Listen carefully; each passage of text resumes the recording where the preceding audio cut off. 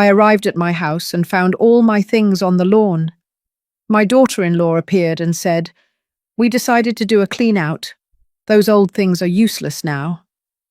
I looked her in the eyes and answered calmly, "Then I'm also going to clean out what's no longer useful to me." I took out my phone. It was time to show who really calls the shots here.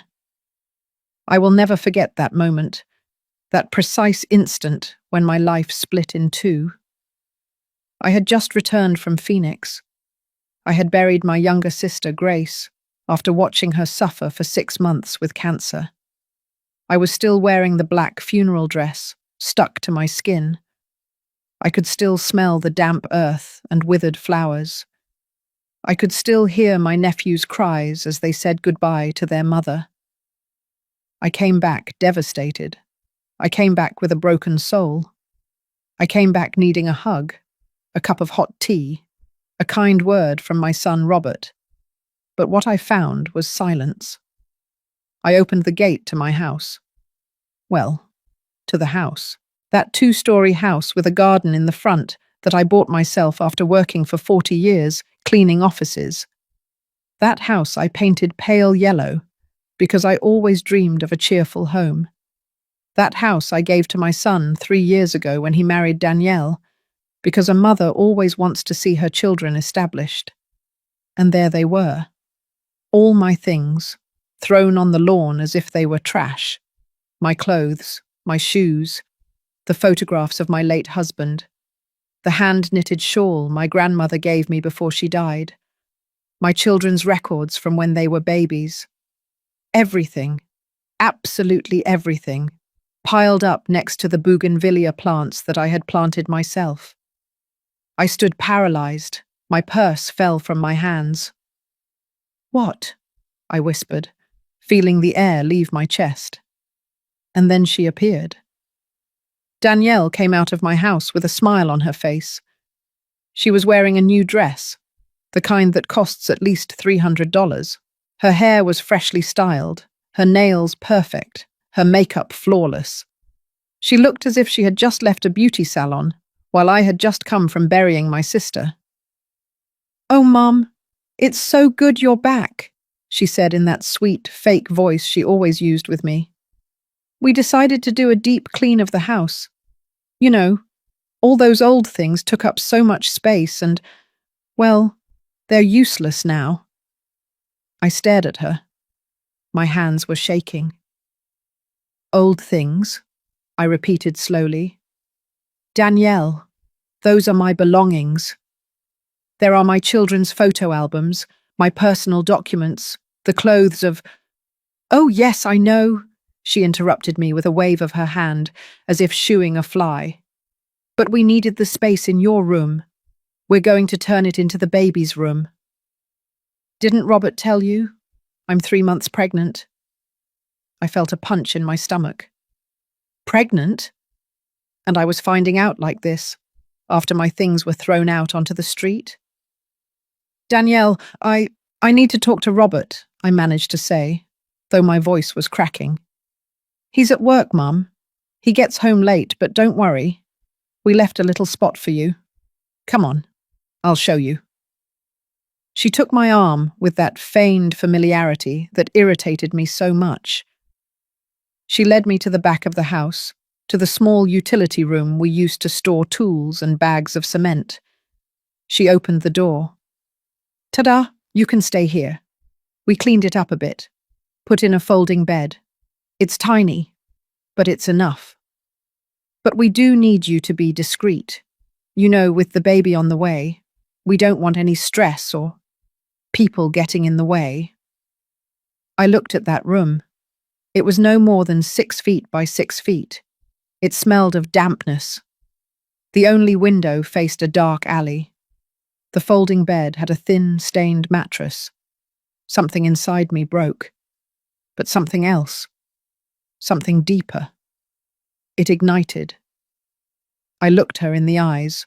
Danielle was still smiling, expecting me to bow my head, to accept, to say thank you for leaving me a corner in the house that I bought. Instead, I took a deep breath. "You know what, Danielle? I said, with a calmness I didn't know I had. You're right. It's time for a clean-out, a deep clean-out, of everything that no longer serves me.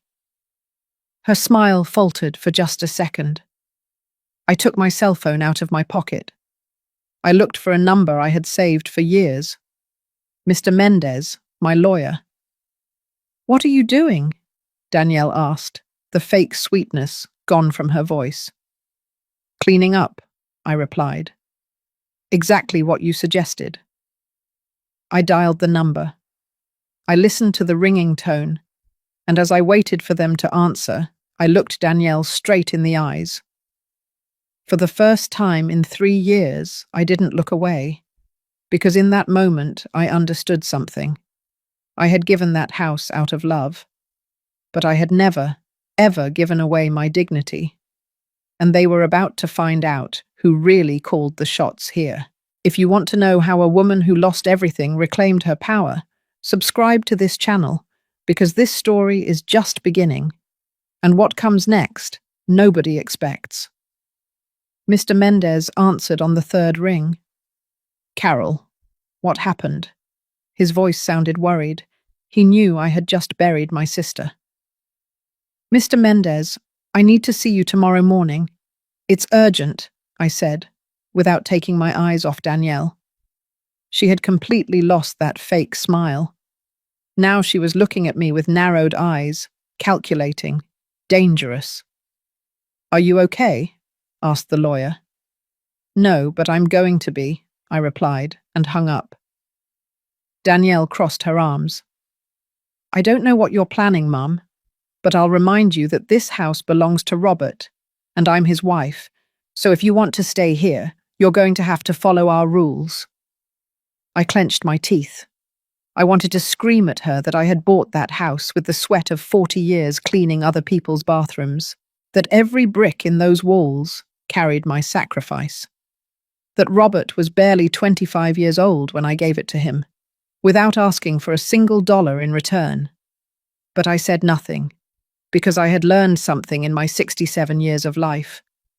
Words without power are just noise, and I needed to get my power back first. Okay, I said simply. I'll stay in the utility room. Danielle blinked, surprised. I think she expected a fight, expected drama, expected me to cry or beg. Oh, good. I'm glad you understand, she said, regaining some of her composure. And another thing, there's no more room in the refrigerator for your things, so you'll have to buy your own food and keep it in your room.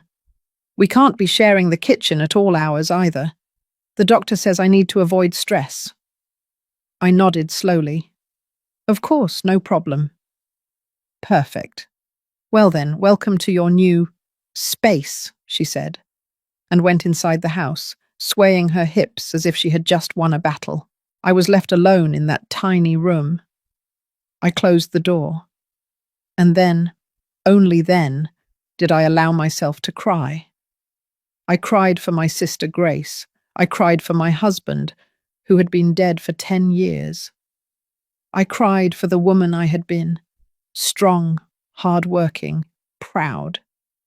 I cried for my son Robert, who once hugged me and told me, Mum, you're my hero. When had everything changed? I sat on that folding bed that smelled musty. I looked around. The walls had damp stains. The light bulb hung from a bare wire. There wasn't even a nail to hang clothes on. But then I remembered something. I remembered my mother, who had raised 5 children alone after my father abandoned us.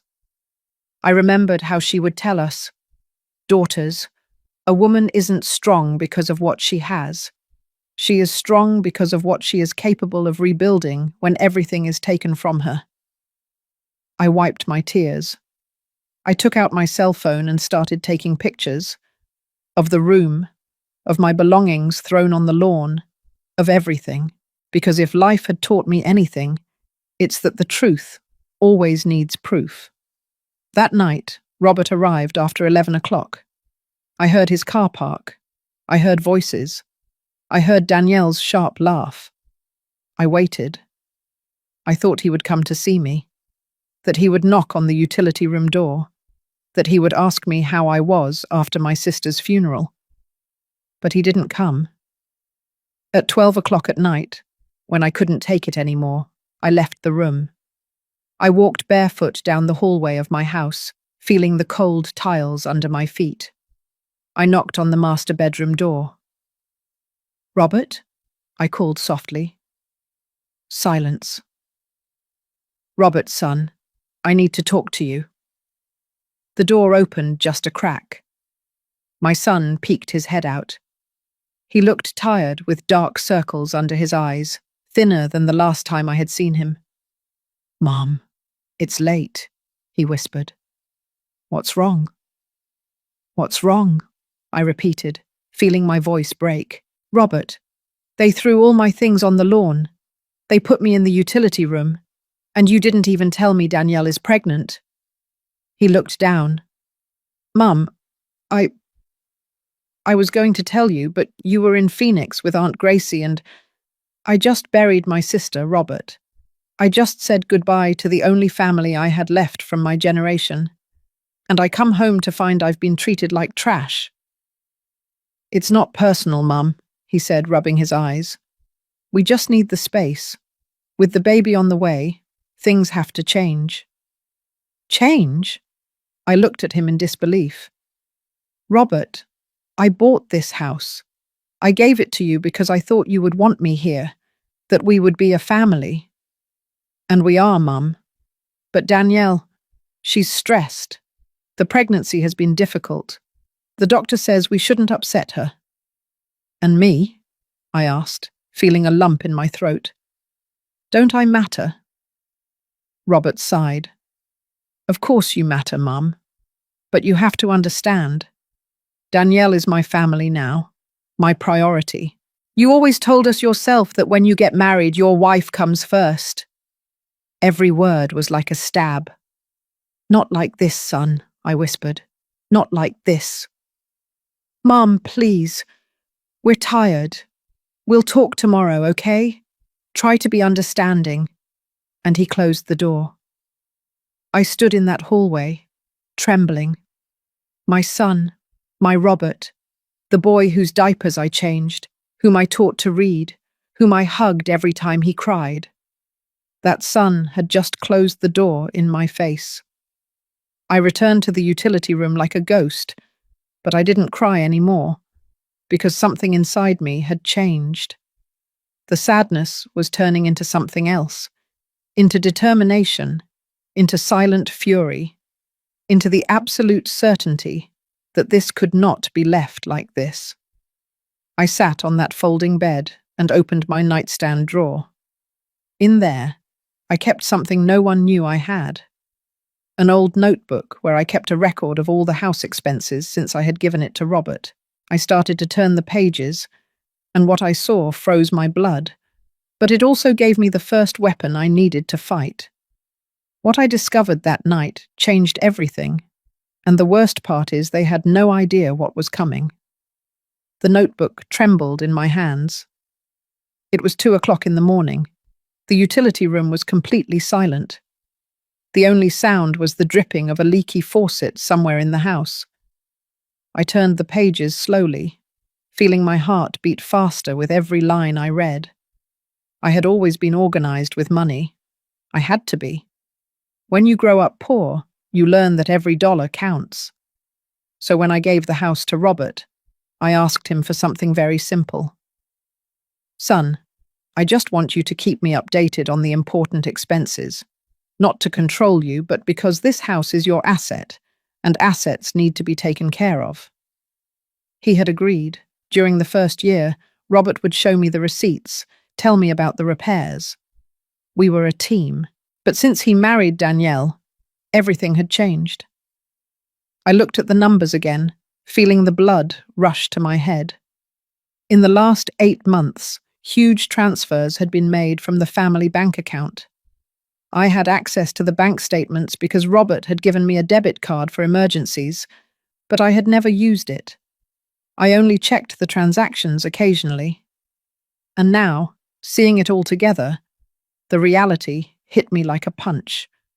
$4,500 in January. Living room remodel. $5,200 in February. New furniture. $3,800 in March. No description. $6,100 in April. Trip to Miami. $4,800 in May. Various purchases. $5,400 in June. Decoration. $7,300 in July. No description. $7,900 in August. Baby expenses. I added it up mentally. It was hard because my hands were trembling so much I could barely hold the pencil. $45,000. Almost $500,000 in 8 months. Where had that money come from? Robert earned a good salary as an engineer, about $3,500 a month, but after paying for utilities, food and gas, there wasn't that much left over. Definitely not enough to spend more than $5,000 a month on extras. Then I remembered something that froze my blood. When I gave the house to Robert, I also left him access to a savings account I had maintained for years. It was money from my severance package when I retired, plus some savings I had put together. Almost $60,000. I told him, son, this is for emergencies, so you'll never lack anything. With trembling hands, I searched through my papers until I found the last statement for that savings account. I opened it, and my world collapsed. Current balance, $8,954. Out of $60,000, only $8,900 remained. I felt the room spin. I had to sit on the floor, leaning against the damp wall, trying to breathe. More than $50,000. Gone. In less than a year. And I had no idea because I was busy taking care of my sick sister in Phoenix. Because I trusted my son. Because I never, ever thought they would do something like this to me. But the money wasn't the worst part. The worst part was realizing they had used me. They had kicked me out of my house. They had taken my space. They had humiliated me. With the very money I had given them. I got up from the floor. My legs were shaking, but I walked to the room's window. Outside, in the dark alley, I could see the light from the neighbour's kitchen. Ms. Lucy. She always woke up early to make biscuits and sell them before dawn. She was an older woman like me, a widow like me, a woman who had worked her whole life to raise her children. And in that moment, I needed to talk to someone. I put on a robe over my nightgown and slipped quietly out of the house. I walked the 20 yards that separated my house from hers. I knocked gently on her kitchen door. "Who is it?" Miss Lucy's voice asked. "It's me, Lucy. Carol." The door opened immediately. Miss Lucy looked at me with concern. She knew I had just returned from the funeral. "Honey, what are you doing up at this hour? Come in, come in." I entered her small, warm kitchen.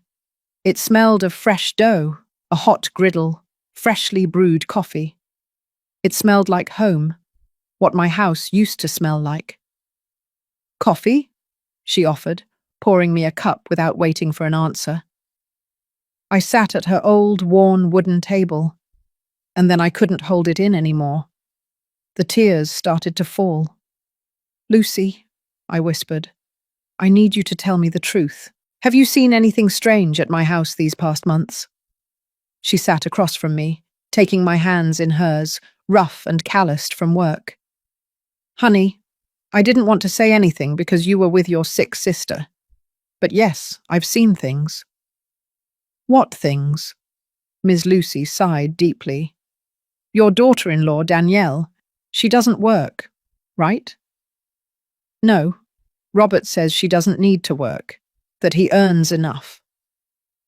"Well, honey, that girl changes cars every 2 weeks. It's not the same one.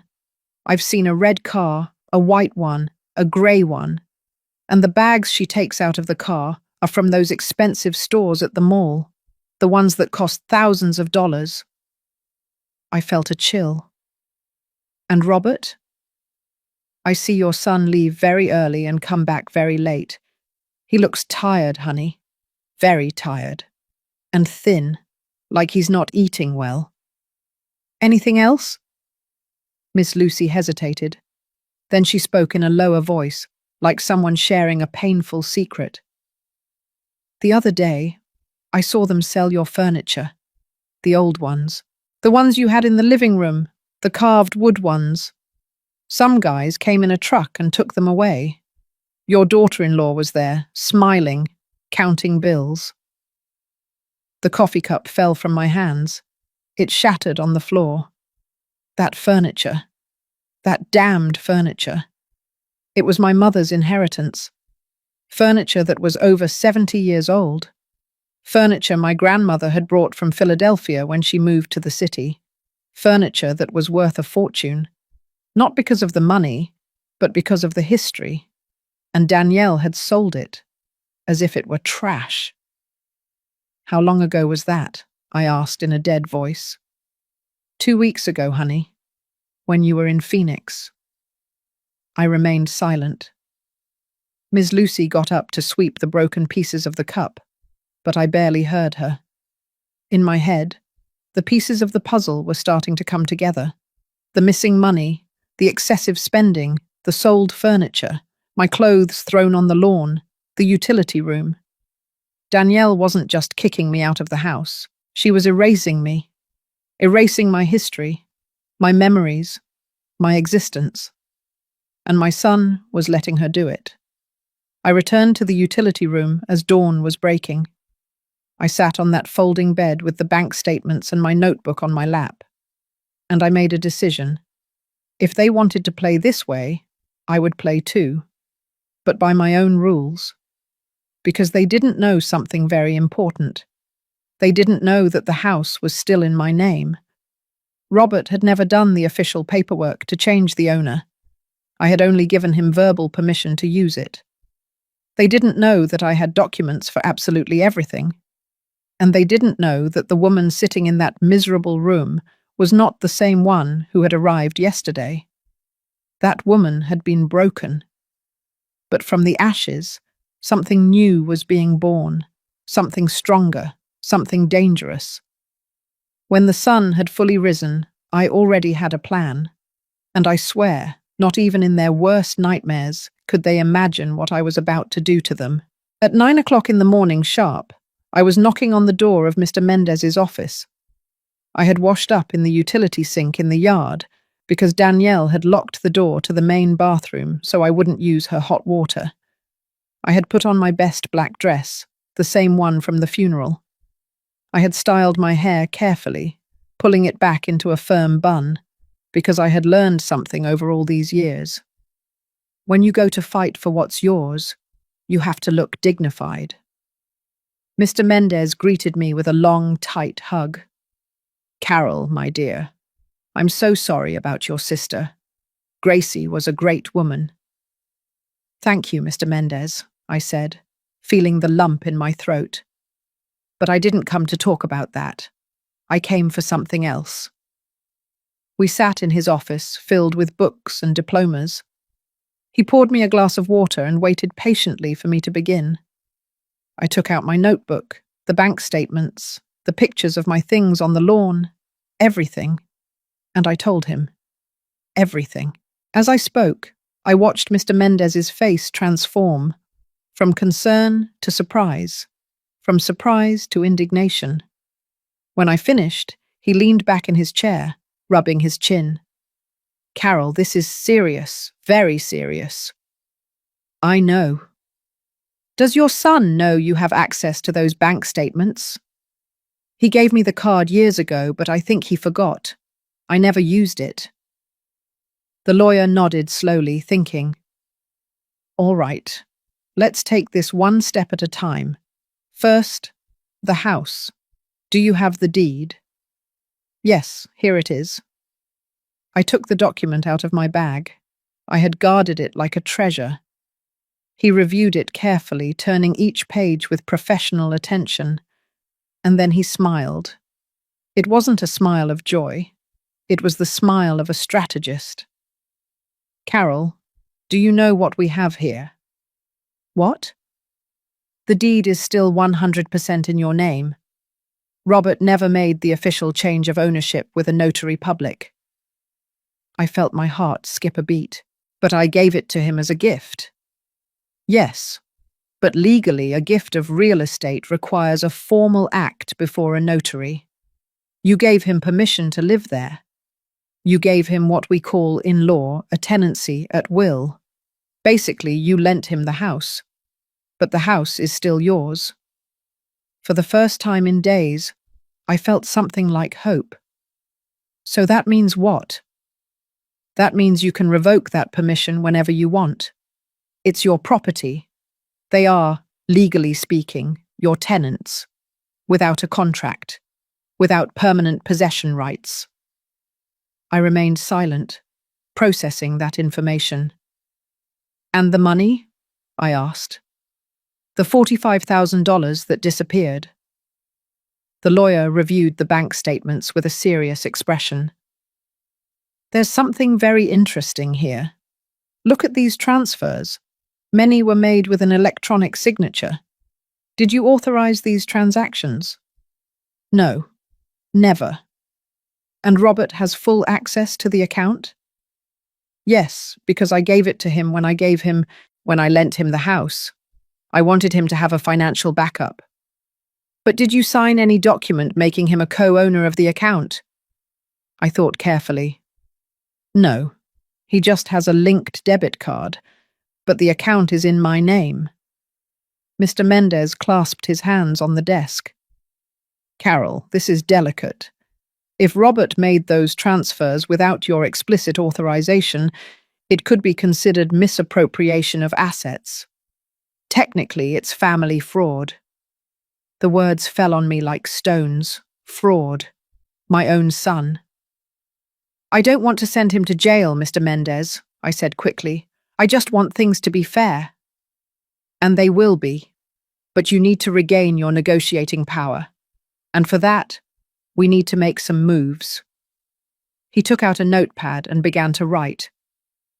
Here's what we're going to do. First, today we are going to change all the passwords to your bank accounts. You will be the only one with access. I nodded. Second, we're going to make an official inventory of everything that was in that house when you gave it to Robert, including that antique furniture they sold. You are going to formally report the unauthorized sale of your property. Can I do that? Of course you can, because you never took your name off the deed. Legally, everything in that house was still yours. I felt the strength return to my body.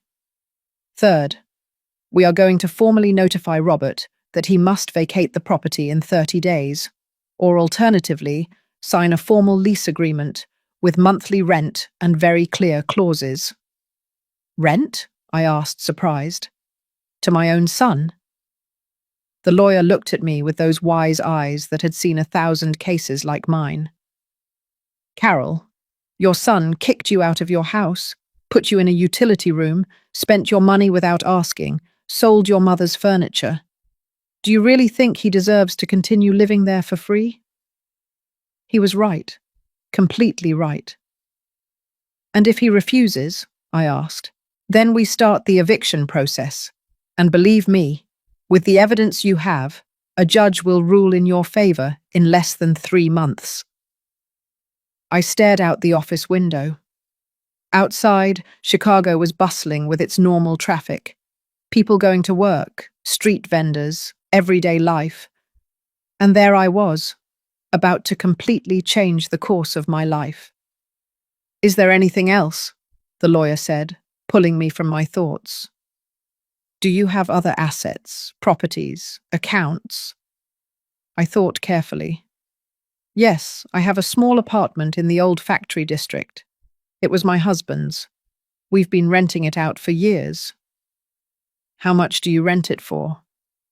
$1,800 a month. And where does that money go? To a different bank account, one I opened years ago for the apartment's maintenance expenses.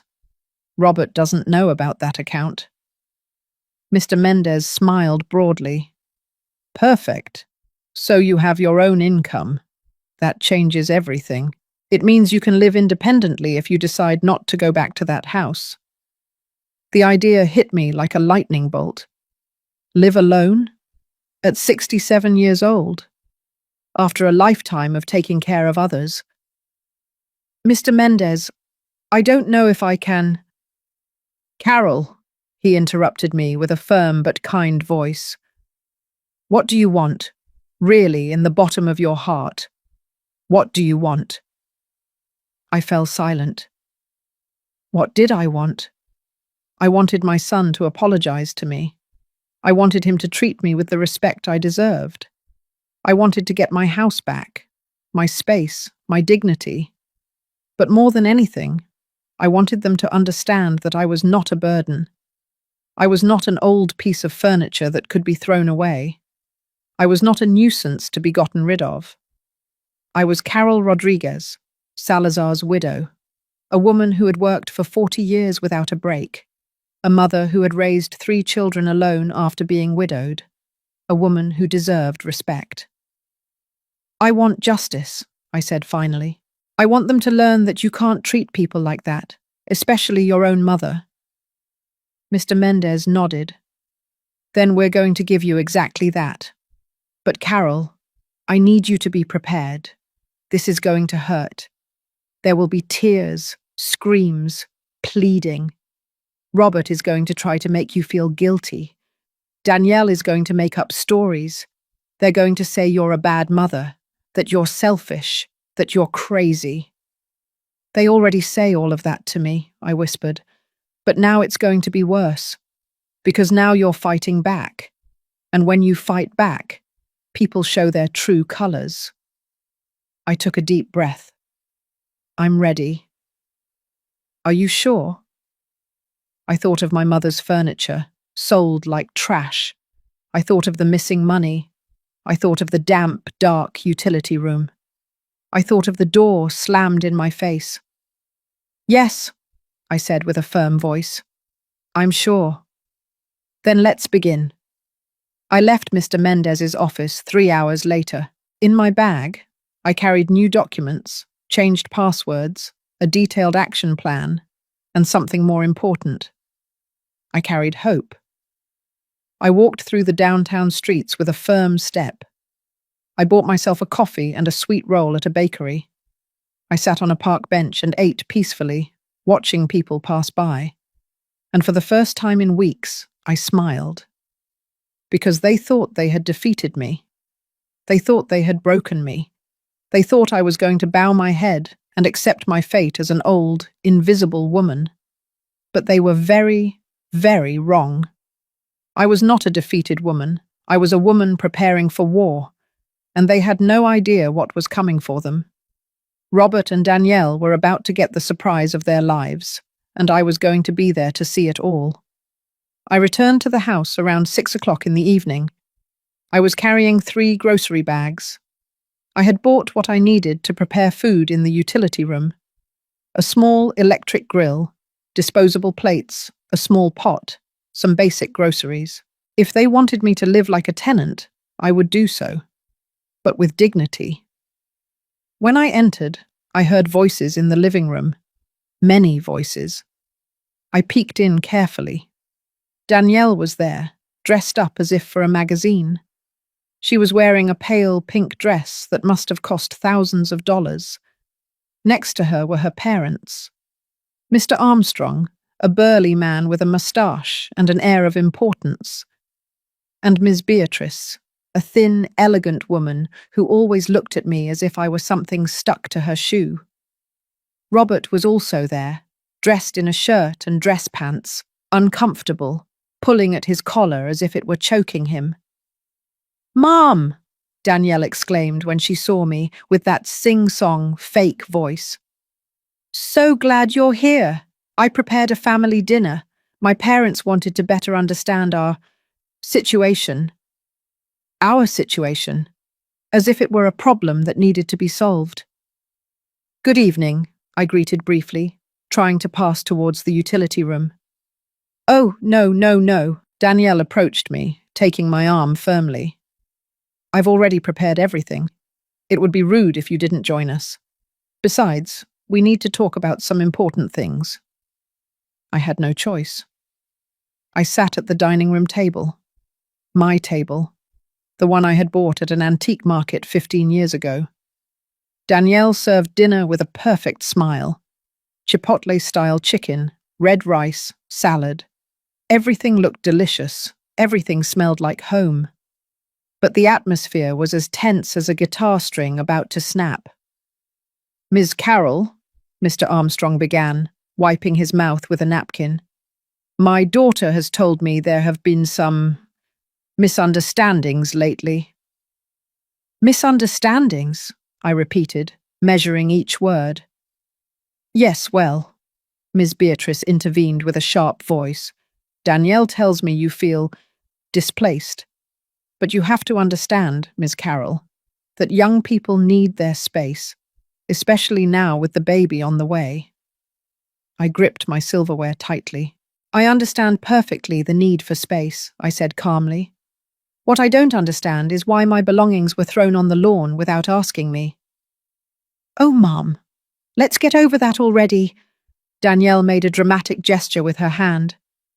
"It was a simple miscommunication. I already apologized."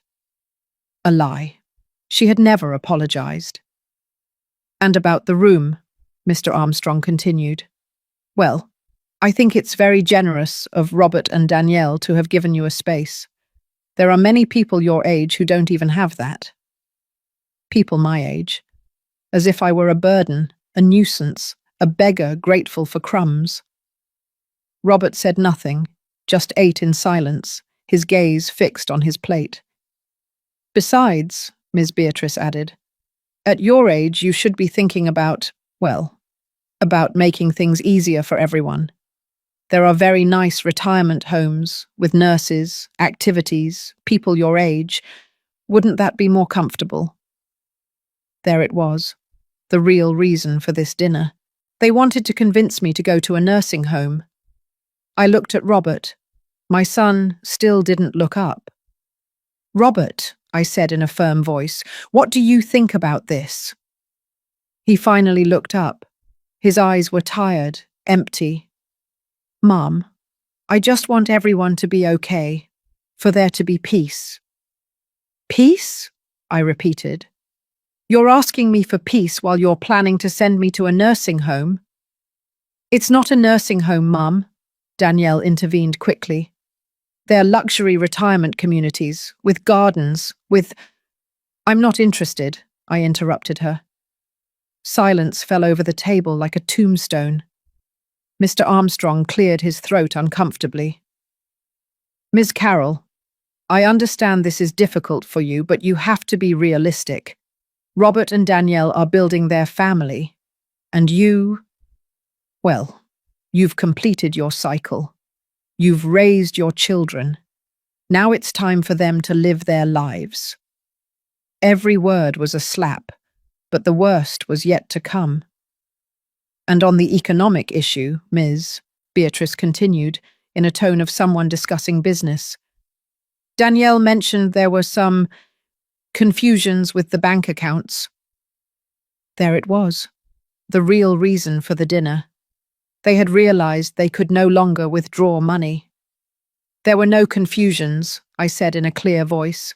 "I simply changed the passwords to my accounts, as I should have done from the beginning." Danielle dropped her silverware with a theatrical crash. "You see, Robert? I told you your mother was acting strangely. Why would you do that, Mum? That money is for the family." "That money is mine," I said, feeling my blood boil. "Money I saved for 40 years. Money you spent without my permission. $45,000 in 8 months. What did you spend it on, Danielle?" Danielle's face turned white, then red, then purple. "How dare you? How dare I what?" I stood up from my chair. Ask for an account of my own money. Ask why you sold my mother's furniture without my authorization. Question why you treated me like trash when I arrived from my sister's funeral. Mum, please. Robert also stood up, his hands outstretched. Don't do this. Not in front of them. Not in front of them? I looked at him incredulously. Robert, they came here to convince me to go to a nursing home. And you're worried about appearances? Mr. Armstrong slammed his fist on the table. Ma'am, you are being very rude. We came as a family to find a civilized solution. Civilized? I let out a bitter laugh. Is throwing my things on the lawn civilized? Is selling my mother's belongings civilized? Is taking $500,000 from me without asking civilized? That money was for the house, Danielle shouted with no sweetness left in her voice. To improve the house, to make it worth more. This house is already worth plenty, I said, pronouncing each word carefully. And it's still mine. The silence was absolute. Danielle blinked in confusion. What? You heard me. This house is in my name. We never did the official deed change. Robert lives here by my permission, a permission I can revoke whenever I want. I saw the colour drain from Danielle's face, how Mr. Armstrong and Ms. Beatrice looked at each other in panic, how Robert slumped into his chair with his head in his hands. No, it can't be, Danielle whispered. Robert told me the house was his. He promised me before we got married. Well, he lied to you, I said coldly, or he simply never did the paperwork. The fact is, this house is legally mine. Every brick, every window, every inch. Danielle turned on Robert like a wild animal. Tell me it's not true. Robert, tell me this crazy old woman is lying. Robert slowly lifted his head. There were tears in his eyes. It's true, he whispered. I never finished the paperwork. I thought that it wasn't urgent, that Mum would never... That I would never what? Danielle screamed. That I would never find out. That I would never reclaim it. You told me this house was yours. I married you because you said you had assets. And there it was, the naked, raw truth. Danielle hadn't married my son for love. She had married him for the house, for my house. Miss Beatrice stood up indignantly. This is unacceptable. Armstrong, we're leaving. I'm not going to stay here and listen to these accusations.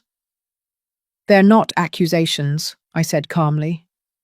They're facts, and I have documents to prove everything. Mr. Armstrong pointed his finger at me. You are a bad mother. A real mother wouldn't do this to her son. Those words hurt more than I could admit, but I wasn't going to let them hurt me anymore.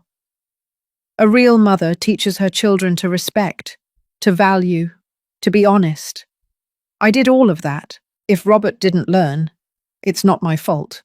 It's his. I turned and walked towards the utility room.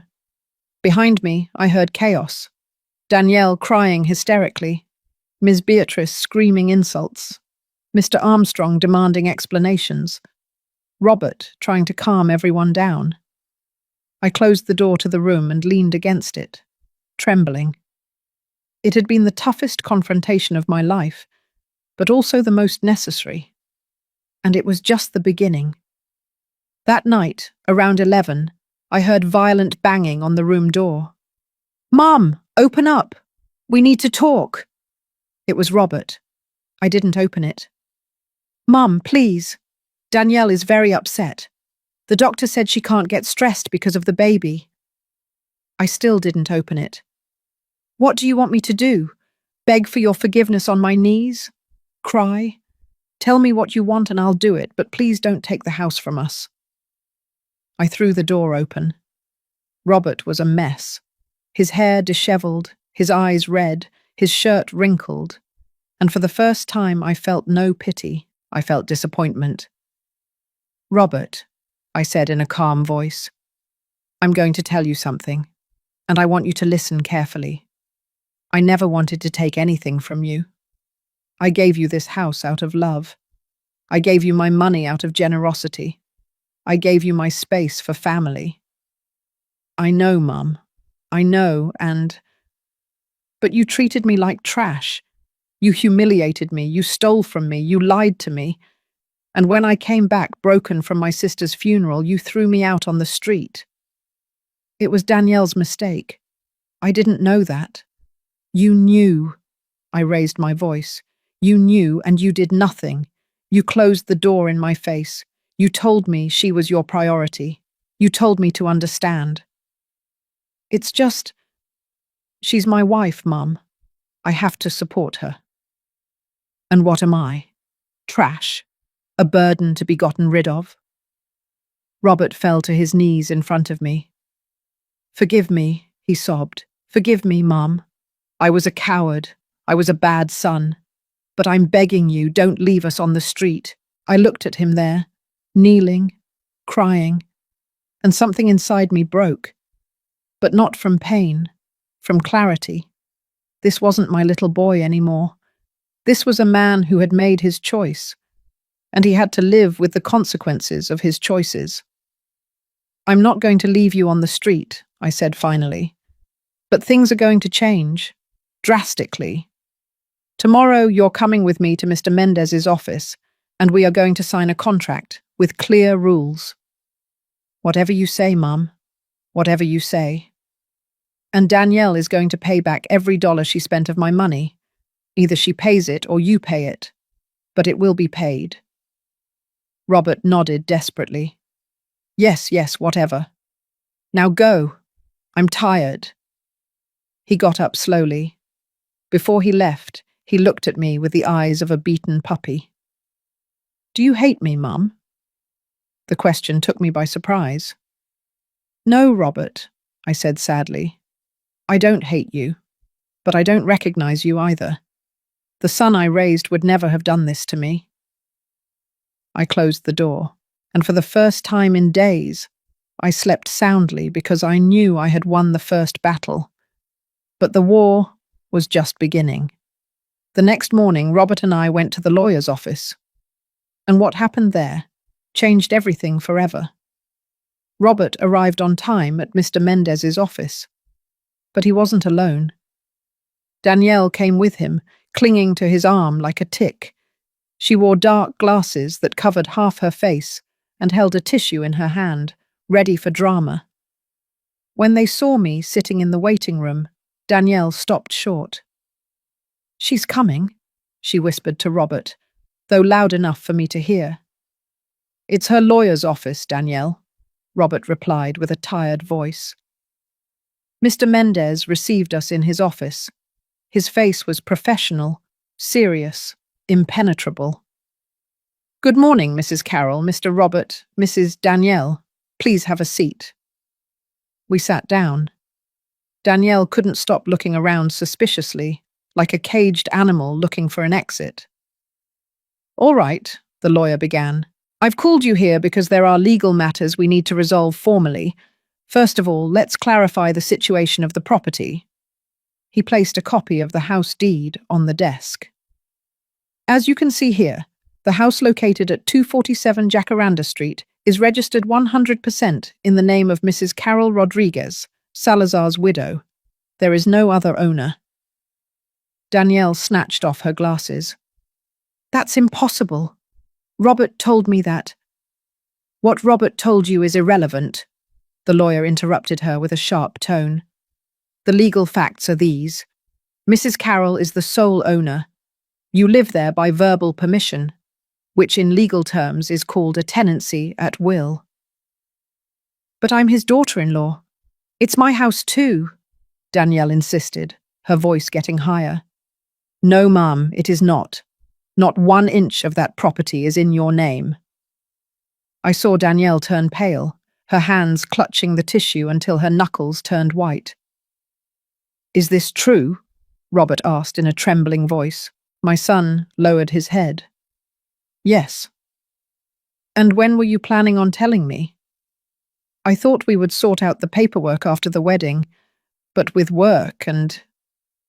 I don't care about your excuses, Danielle shouted, jumping to her feet.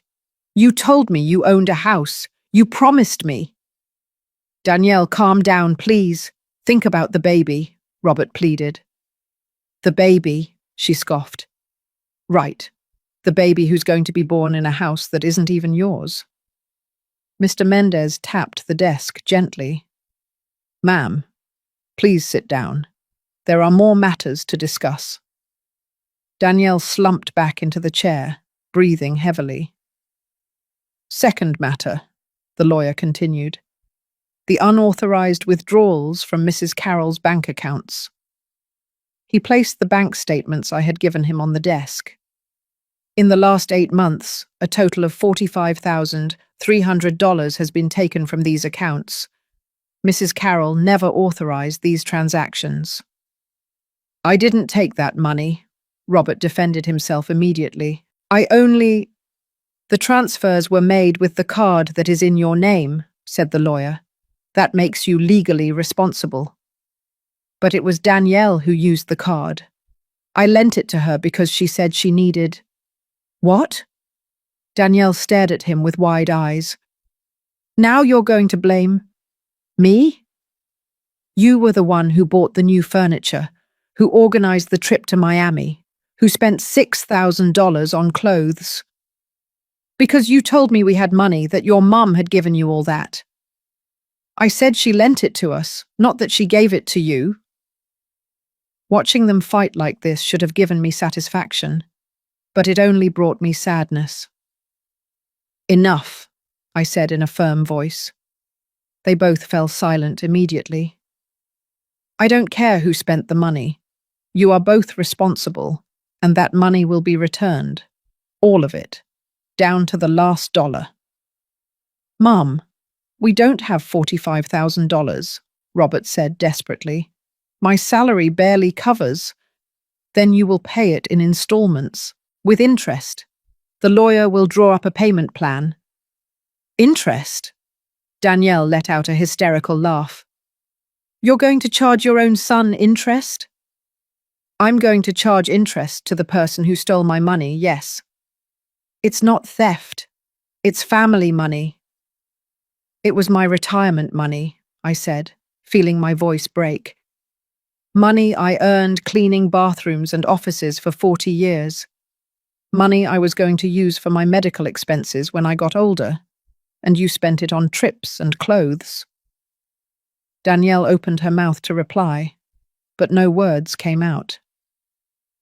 There is one more issue, Mr. Mendez continued. The antique furniture that was sold without authorization. According to Mrs. Carroll, they were pieces over 70 years old. A family heirloom. How much did you sell them for? Absolute silence. How much? I repeated. Robert swallowed hard. $1,500. I felt the world stop. $1,500? I whispered. You sold my mother's furniture, hand-carved mahogany pieces, furniture that was worth over $10,000, for $1,500? The buyer said they were very old, that they needed restoration, Robert mumbled. Because they were antiques, I exploded, getting up from my chair. That's why they were worth so much. That furniture was the last inheritance I had left from my mother. Mum, what does it matter anymore? Danielle said with annoyance. They were just old furniture. Something inside me snapped, but not from sadness, from fury. I approached Danielle slowly. She leaned back in her chair, scared. Just old furniture? I said in a dangerously low voice. Just old furniture? My grandmother brought that furniture from Philadelphia on a freight truck in 1952. My mother polished it every Sunday after church. I taught Robert to read at that table. We had family dinners there for 30 years. I didn't know, Danielle stammered. You didn't know because you never asked, because to you, anything that isn't new and expensive is worthless, just like me. An old woman who is useless, a burden to be gotten rid of. That's not true. No. I took out my cell phone and showed them the pictures I had taken the day I arrived from the funeral. Look at this. Look. My things thrown on the lawn, my photos, my clothes, the memories of my dead husband, all thrown out like trash.